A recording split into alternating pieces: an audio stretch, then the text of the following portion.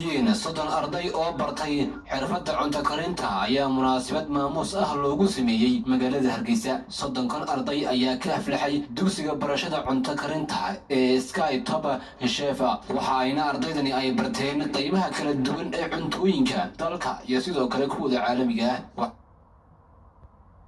Jibinayeen soddon arday oo bartay xirfadda cunto karinta waxbarashada iyo sayniska Cabdixakiin Siciid Bustaale iyo gudoomiyaha urur siyaasadeedka Barwaaqo Dr. Maxamed Cabdi Gaboose mas'uuliyiin iyo marti kale oo lagu soo casuumay. Ugu horeyn waxa ardaydani iyo culumtii ay barteen ka warbixisay gudoomiyaha dugsiga barashada cunooyinka ee Sky Marwe Samiire Jaamac Maxamuud.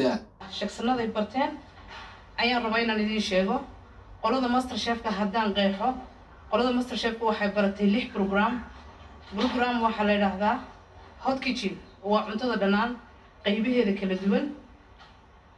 qayb waxa la yiraahdaa bakery oo waa qaybaha keegaga iyo buskudada wax kasta oo macaan.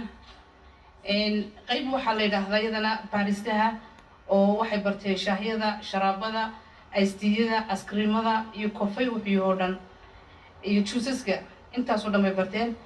qaybna waa fire-ka haddii uu qarax ku yimaado intuu kijada ka shaqeynayo sidii uu badbaadin lahaa. qaybna waxa weeyaan hygiene-ka intaas oo qaybood bay barteen qolada master chef-ku.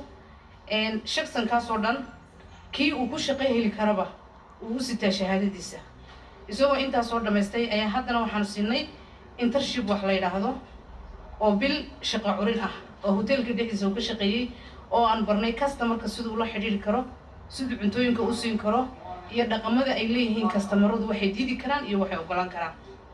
intaas oo program master chef ku bartay. qolada baristaha haddaan iyagana idin qeexo waxay barteen iced-teaga oo ah sharaabada imka nagu cusub ee adduunka laga barto. waxay barteen isaguna coffee-gii oo noocyo badan ah, milk shake-gii iyo ice cream-kii iyo fruit-kii iyo juice-kii intaas oo dhan bay barteen. waxaan rajaynayaa dalkeena dadka inoo yimaada isagoo hal takhasus lagu inoo yimaada. qofka imika baristaha ah badanaa Ethiopian ka soo qaadanaa coffee kaliya yaqaana sharaabka gaar baa loogu qabtay qofka labaad. kani wuxuu sitaa Somaliland u dhashay intii oo dhanba inuu sameyn karo keligii. Dr. Maxamed Cabdi Gaboose gudoomiyaha urur siyaasadeedka Barwaaqo oo munaasabadani ka hadlay ayaa hambaliyay ardayda ka aflaxday dugsiga barashada cunto karinta ee Sky. waxa uu ardayda uu kula dardaarmay in casharada kala duwan ee ay barteen ku dabaqaan goobahooda shaqo. waxaan ku hambalyeeyaa fikirkan muwaadin kaligiis xil qaaday oo maanta tana sidii Cabdiraxmaan Mooyinka leeyahay shaqo lacag intaasaan ka helay dhammaantood waxaan rajaynayaa inay iyo kuwa meel furtaan deegaanka intay soo qaadaan maarta ay furtaan. markaan waxba kale oran maayo waxaan oranaa manhajka wasaaradda caafimaadka dib loogu noqdo sidii shaqo abuur waayo dalkani shaqo la'aan baa taal baahidiina waa badan tahay. marka waxaan hambalyo geestiisana wasiir ku-xigeenka wasaaradda waxbarashada iyo sayniska Cabdixakiin Siciid Bustaale oo munaasabadani hadal ka jeediyay ayaa soo dhaweeyay soddonkan arday ee bartay cunto karinta. waxa uuna ka waramay sida wasaaradda waxbarashada iyo sayniska Jamhuuriyadda Somaliland ay u dhiirigelinayso xirfadaha kala duwan ee gacanta isaga oo si gaar ah u bogaadiyay soddonka arday ee bartay xirfadda cunto karinta.